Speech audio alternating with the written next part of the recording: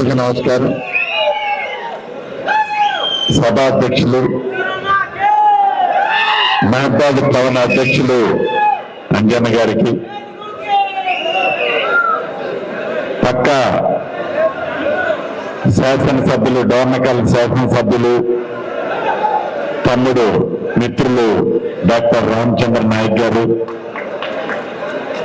మీ అందరి ప్రేమ అభిమానం ఆత్మీయతతో మొన్న జరిగిన అసెంబ్లీ ఎన్నికల్లో కని విని ఎరగని మెజార్టీతో మీ కష్టంతో మీ కృషితో గెలిచిన ఈ శాసనసభ్యులు మిత్రులు తమ్ముడు డాక్టర్ మురళీ నాయక్ గారు, అదే రకంగా మరొక తమ్ముడు శ్రీకాంత్ రెడ్డి గారు, అదే రకంగా సోదరిమణి రాధాబాయి గారు, ఇంకొక సోదరిమణి విజయాబాయి గారు, జడ్పీటీసీ గారు జాన్సన్ గారు, వెంకటరెడ్డి గారు, ఇంకా చాలా మంది తమ్ముళ్ళు అన్నలు ఉన్నారు వివిధ హోదాల్లో. అన్ని మండల కాంగ్రెస్ పార్టీ అధ్యక్ష కార్యదర్శి కమిటీ సభ్యులు, మొన్ననే సర్పంచుల హోదా నుంచి దిగిపోయిన తాజా మాజీ సర్పంచులు, ఎంపీటీసీలు, జడ్పీటీసీలు, వివిధ హోదాల్లో ఉన్న ప్రజా ప్రతినిధులు, కాంగ్రెస్ పార్టీ నాయకులు, ముఖ్యంగా ఈ కార్యక్రమానికి హాజరైన నా కాంగ్రెస్ కుటుంబ సభ్యులందరికీ, ప్రింట్ అండ్ ఎలక్ట్రానిక్ మీడియా మిత్రులకు కూడా శిరస్సు వంచి పేరు పేరున హృదయపూర్వక నమస్కారాలు, వందనాలు. మార్పు కావాలి, ఇందిరమ్మ రాజ్యం రావాలి అని గడిచిన 10 సంవత్సరాల పరిపాలన మీద విరక్తి పుట్టి మనిషి కనీసం మనసులో ఉండే బాధను కూడా చెప్పలేని ఆ ప్రభుత్వాన్ని ఇంటికి పంపించాలి అని మీరందరూ కంకణం కట్టుకొని గడిచిన సార్వత్రిక ఎన్నికల్లో ఒక మహబాద్ అసెంబ్లీ నియోజకవర్గమే కాకుండా, ఒక డోర్నకల్ నియోజకవర్గమే కాకుండా, ఉమ్మడి ఖమ్మం జిల్లా, ఉమ్మడి వరంగల్ జిల్లా, ఉమ్మడి నల్గొండ జిల్లా, ఉమ్మడి మహబాద్ జిల్లా కాకుండా తెలంగాణలోని ఆత్మ గౌరవం కోరుకునే ప్రతి ఒక్క వ్యక్తి ఇందిరమ్మ రాజ్యం కావాలి అని కసితో కష్టపడి మీ అందరి కష్ట ఫలితమే ఈనాడు మాకు ఈ పదవులు వచ్చాయి. మేము పాలకులము కాదు, సేవకులము అని గౌరవ ముఖ్యమంత్రి రేవంత్ రెడ్డి గారు మేమందరం గౌరవంగా చెప్పుకుంటాం. పదవులు ఉంటాయి, పోతాయి. మనిషిని మనిషిగా గౌరవించలేని ప్రభుత్వాన్ని, మనిషి కష్టాలు వినలేని ప్రభుత్వాన్ని, చెప్పిన మాట నిలబడిన ప్రభుత్వాన్ని ఆనాడు చంపలు చల్లమనే విధంగా కొట్టి అధికారంలో నుంచి దించింది మీరందరూ. ఆనాడు శ్రీమతి సోనియా గాంధీ గారు, రాహుల్ గాంధీ గారు, ప్రియాంక గాంధీ గారు, ఖర్గే గారు ఏవైతే అభయ హస్త కార్యక్రమం ద్వారా 6 గ్యారంటీలు మీ ఇంటికి చేస్తానని చెప్పి ప్రభుత్వం వచ్చిన మొదటి వారంలోనే ప్రజా పాలన కార్యక్రమం ద్వారా ప్రభుత్వాన్ని మీ ఇంటి వద్దకు పంపించి మీ మనసుల్లో గడిచిన 10 సంవత్సరాల నుంచి ఏవైతే బాధలున్నాయో, కష్టాలున్నాయో, మీ కోరికలు ఏవైతే ఉన్నాయో లిఖితపూర్వకంగా తీసుకొని వాటన్నిటినీ భద్రపరిచి యుద్ధ ప్రాతిపదిక మీద మీకు ఇచ్చిన కార్యక్రమాలని మీ ప్రభుత్వం, ఇందిరమ్మ ప్రభుత్వం ఈనాడు మీకు అందిస్తుంది.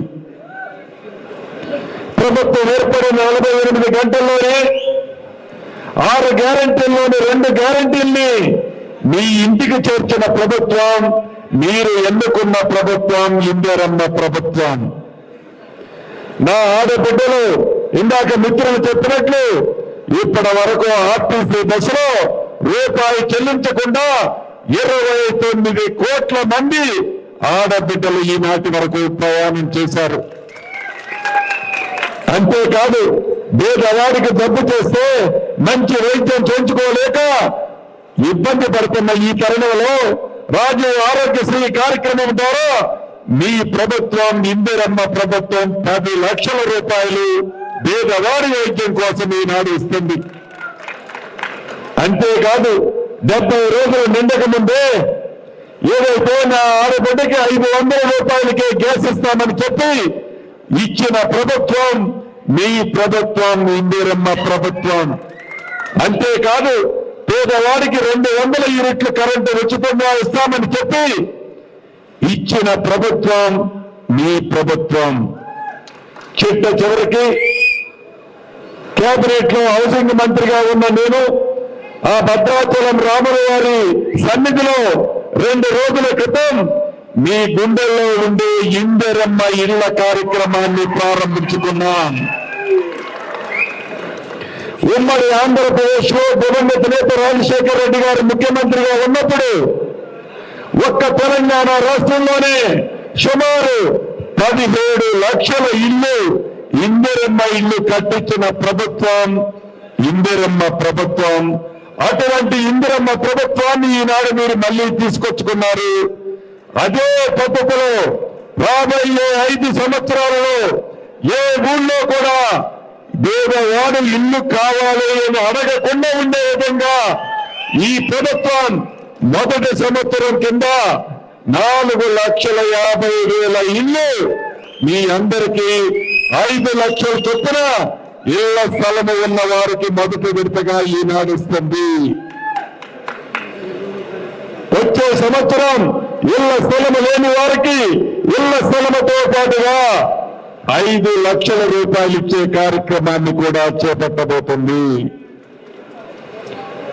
రాబోయే 5 సంవత్సరాల్లో ఆనాడు ఎలా అయితే ప్రతి ఊళ్ళో కావాల్సిన వాళ్ళందరికీ ఇందిరమ్మ ఇల్లు ఇచ్చామో ఇది ఇందిరమ్మ ప్రభుత్వంలో రాబోయే 5 సంవత్సరాలలో తప్పకుండా ప్రతి ఊళ్ళో ఇల్లు మాకు కావాలి అని అడగనంత వరకు ఇల్లు ఇచ్చే కార్యక్రమాన్ని చేపట్టబోతున్నాం.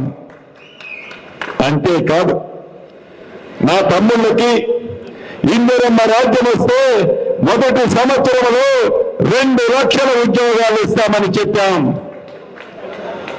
70 రోజులు నిండక ముందే 31,000 ఉద్యోగాలు ఇచ్చిన ప్రభుత్వం మీరు ఎన్నుకున్న ప్రభుత్వం ఇందిరమ్మ ప్రభుత్వం. అంతేకాదు గత ప్రభుత్వంలో టీఎస్పీఎస్సీ ద్వారా ఏవైతే పేపర్లు లీక్ చేసి యువత జీవితాలతో ఆడుకొని అనేక మంది యువకుల బలిదానాలను పురుగొల్పిన ఆనాటి ప్రభుత్వానికి భిన్నంగా నీతిగా నిజాయితీగా ఉండే అధికారుల్ని టీఎస్పీఎస్సీలో ఈ రోజు ఏర్పాటు చేసి గ్రూప్ 1 నుంచి గ్రూప్ 4 దాకా వేలాది నోటిఫికేషన్లు తెలిసిన ప్రభుత్వం మీ ప్రభుత్వం. దాంట్లో భాగంగా మెగా డిఎస్సి ద్వారా 11,052 ఉద్యోగాలు 11,052 ఉద్యోగాలు ఉపాధ్యాయుల కోసం నోటిఫికేషన్ తెలిసిన ప్రభుత్వం మీ ప్రభుత్వం. అంతేకాదు 2008లో అర్హులైన డిఎస్సి విద్యార్థులు ఎవరైతే ఉన్నారో వాళ్ళందరికీ ఉద్యోగాలు ఇవ్వాలని మొన్ననే కేబినెట్ లో నిర్ణయం తీసుకున్నాం. వాళ్ళందరికీ కూడా ఉద్యోగాలు ఇచ్చే కార్యక్రమాన్ని చేపడుతున్నాం. నిన్న కాక మొన్న జరిగిన కేబినెట్ లో పేదవాడికి తెల్ల కార్డు ఇవ్వాలనే నిర్ణయాన్ని తీసుకున్నాం. అర్హులైన మీ అందరికీ తెల్ల కార్డులు కూడా ఇవ్వబోతుంది మీ ప్రభుత్వం ఇందిరమ్మ ప్రభుత్వం. అంతేకాదు ఇందాక తమ్ముడు చెప్పినట్లు కాళేశ్వరం కట్టాను, ఈ కాళేశ్వరం ప్రపంచంలోనే అద్భుతంగా కట్టానన్న ఆనాటి ముఖ్యమంత్రి కల్వకుంట్ల చంద్రశేఖరరావు గారు అవినీతిలో ఎన్ని లక్షల కోట్లు దాంట్లో సంపాదించాడో మనకు తెలియంది కాదు. ఆ కాళేశ్వరం యొక్క పరిస్థితి ఈనాడు మనం చూసాం. అసెంబ్లీ సాక్షిగా మీకందరికీ కనిపించే విధంగా కాళేశ్వరం పరిస్థితి మీకు తెలియజేశాం. ఈ కాళేశ్వరం వల్లే గత ప్రభుత్వం చేసిన తప్పుల వల్లే ఈనాడు నా రైతన్నలకి మీ ఇందిరమ్మ ప్రభుత్వం నీళ్ళివ్వలేకపోతుంది తప్ప మనం వచ్చింది ఎప్పుడు డిసెంబర్ 9వ తారీఖు నాడు. డిసెంబర్ 9వ తారీఖు నాటికి వర్షాలు పడటం అయిపోయింది. అంతకుముందు ఎలగబెట్టింది వాళ్ళు తప్పు చేసి ఈరోజు వాళ్ళ పింక్ పేపర్లలో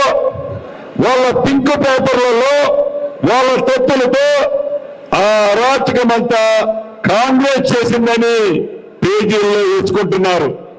ప్రజలకు అంతా నిజం తెలుసు. కాంగ్రెస్ పార్టీ ఇందిరమ్మ రాజ్యం అధికారంలోకి వచ్చిందే డిసెంబర్ 9న. అంతకుముందు ఎలగబెట్టింది మీరే.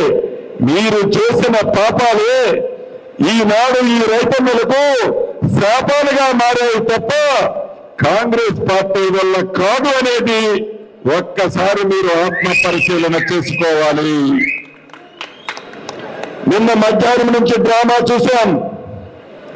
నేను కొట్టినట్టు చేస్తాను, నువ్వు ఏడ్చినట్టు యాక్టింగ్ చేయమని కేంద్రంలో ఉండి బీజేపీ పార్టీ, మొన్నటిదాకా అధికారంలో ఉన్న బీఆర్ఎస్ పార్టీ రెండు తోడు దొంగలనేది నిన్న మనకి అర్థమైంది. నిజంగా మీకు చిత్తశుద్ధి ఉంటే ఎన్నికల షెడ్యూల్ ఈ రోజు వస్తుందని తెలిసి కవిత గారిని నిన్నెందుకు అరెస్టు చేసినట్టు సంవత్సరం క్రితం మీ చిత్తశుద్ధి ఉంటే సంవత్సరం క్రితమే మీరు అరెస్టు చేసి ఉండేవారు. ఎన్నికల లబ్ధి కోసం, ఎన్నికల్లో లబ్ధి పొందడం కోసం, కాంగ్రెస్ మీద బురద చల్లటం కోసం, సానుభూతి సంపాదించడం కోసం, రాజకీయ డ్రామా కోసం నిన్న సాయంత్రం శ్రీమతి కవిత గారిని అరెస్టు చేశారు. మీ చిత్తశుద్ధి ఏమిటో ఇక్కడే కనిపిస్తుంది అనేది యావత్ తెలంగాణ బిడ్డలకు తెలుసు. ఏది ఏమైనా గడిచిన అసెంబ్లీ ఎన్నికల్లో మీ మురళీ నాయక్ గారిని ఎలా అయితే 51,000 మెజార్టీతో గెలిపించారో, రేపు పార్లమెంటు ఎన్నికలు మే 14వ తారీఖున జరగబోతున్నాయి. ఇంతకు ముందే షెడ్యూల్ వచ్చింది. ఈ మే 14వ తారీఖు నాడు మన కాంగ్రెస్ పార్టీ అభ్యర్థిగా శ్రీమతి సోనియా గాంధీ గారు, రాహుల్ గాంధీ గారు బలరాం నాయక్ గారిని అభ్యర్థిగా నిలబెట్టారు. బలరాం నాయక్ గారి గురించి మీకు తెలియదు కాదు. బలరాం నాయక్ గారు ఈ ప్రాంతానికి ఇంతకు ముందు పార్లమెంటు సభ్యుడిగా పనిచేశాడు. ఆనాడు కేంద్రంలో మంత్రిగా పనిచేశాడు. ఆ ఉప సంతోషి ఎవరిని మోసం చేసిన వాడు కాదు, ఎవరి భూములు కబ్జా చేసిన వాడు కాదు, ఎవరి సొమ్ము తిన్నోడు కాదు. ప్రజల సొమ్మంటేనే భయపడే వ్యక్తి, ప్రజల కోసమే కష్టపడి పనిచేసే వ్యక్తి, ప్రజలతోనే మమేకమై ఉండే వ్యక్తి. ఇటువంటి బలరామ నాయక్ గారిని ఎందుకున్నామా? గంటకు 2 మాటలు చెప్తే, కళ్ళబొల్లి మాటలు చెప్తే మిగతా ఇద్దరు అభ్యర్థులు ఎన్నుకుంటామా? ఒక్కసారి ఆలోచించండి. మీ అందరికీ తెలుసు, ఈ ఎన్నికల్లో శ్రీమతి ఇందిరాగాంధీ గారి మనవడు రాహుల్ గాంధీ గారిని ప్రధానమంత్రిని చేయాలి అంటే, రాహుల్ గాంధీ గారిని ప్రధానమంత్రి చేయాలి అంటే ఆ ప్రభుత్వంలో ఈ మహబాద్ పార్లమెంటు సభ్యుడు బలరాం నాయక్ గారు కూడా మీ దీవెనలతో గెలవాలి. ఆ గెలుపు కూడా ఆషామాషిగా ఉండొద్దు, ఆషామాషిగా ఉండొద్దు. మొన్న అసెంబ్లీలో మహబాద్ లో 51,000 మెజార్టీ మురళన్నకి ఇచ్చారు. అదంతా మీ కష్ట ఫలితం. రాత్రనక పగలనక కసితో మీరందరూ కష్టపడి 51,000 మెజార్టీతో మురళన్నని గెలిపించారు. అదే పద్ధతిలో రేపు పార్లమెంటు ఎన్నికలు బలరాం నాయక్ అన్నని ఈ మహబాద్ అసెంబ్లీ నుంచి 75,000 మెజార్టీ ఇవ్వాల్సిన అవసరం మీకుంది. కానీ విని ఎరగని మెజార్టీతో రేపు పార్లమెంటుకి బలరామన్నను మనందరం కలిసి పంపించాలి. కాబట్టి ప్రతి ఒక్క తమ్ముడు ఈ కార్యక్రమానికి హాజరైన వాళ్ళందరూ కూడా మీరందరూ ముఖ్య నాయకులు. ఒక్కొక్కళ్ళు 500 నుంచి 1000 ఓట్లు ప్రభావితం చేసే ముఖ్య నాయకులు. ప్రజల్లో నిత్యం ఉండేవాళ్ళు మీరు, ప్రజల్లో మమేకమై ఉండేవాళ్ళు మీరు. కాబట్టి కష్టపడి అత్యధిక మెజార్టీ ఈ మహబాద్ అసెంబ్లీ నుంచి ఇస్తారని మనస్ఫూర్తిగా నేను కోరుకుంటున్నా. భవిష్యత్తులో మీకు కూతంత దూరంలో నేను ఉంటా. పాలేరంటే ఎంతో దూరం లేదు. ఏ కష్టం వచ్చినా, ఏ బాధ వచ్చినా స్థానిక ఎమ్మెల్యేగా మురళన్ ఉంటాడు, ఎంపీగా బలరామన్ ఉంటాడు, మీ మంత్రిగా నేనుంటా. చిన్న కష్టం కలిగిన కంటికి రెప్పలా మీ అందరినీ కాపాడుకుంటా, కంటికి రెప్పలా మిమ్మల్ని కాపాడుకుంటా. ఇందాక అంజన్ ఒక మాట చెప్పాడు. గడిచిన 10 సంవత్సరాలు ఆనాడు టీఆర్ఎస్ లో ఉన్నవాళ్ళు అనేక మంది ఇబ్బంది పెట్టారు, నొప్పించారు, కష్టపెట్టారు, కేసులు పెట్టారు, మన కార్యకర్తలను కొట్టారు. ప్రభుత్వం వచ్చిన తర్వాత మళ్ళీ వాళ్ళందరూ మనలో కలవాలని చూస్తున్న మాట వాస్తవం. ఒక్క మహబాద్ నియోజకవర్గంలోనే కాదు, రాష్ట్రంలో అన్ని నియోజకవర్గాల్లో ఇదే పరిస్థితి ఉంది. కానీ ఒకటైతే మీకు హామీ ఇస్తున్నా, తొందరపడి ఏ గ్రామంలో ఏ ఒక్క కార్యకర్తని, కాంగ్రెస్ అభిమానిని నొప్పించే వాళ్ళని ఎవరిని కూడా చేర్చుకునేది ఉండదు. ఎవరిని కూడా అడ్డగోలుగా చేర్చుకునేది ఉండదు. మీ అభిప్రాయాలకు అనుగుణంగా మీ చెప్పు చేతుల్లో ఉండి, మీతో మమేకంగా ఉండి, మీతో కలిసి పనిచేస్తాడని మీరు నమ్మితేనే అటువంటి వ్యక్తుల్ని జాయిన్ చేసుకుంటాము. కానీ మీ అభిప్రాయాలకు భిన్నంగా ఏ ఒక్కరిని కూడా జాయిన్ చేసుకోవటం ఉండదని తెలుపుతూ ఎన్నికల దగ్గరలో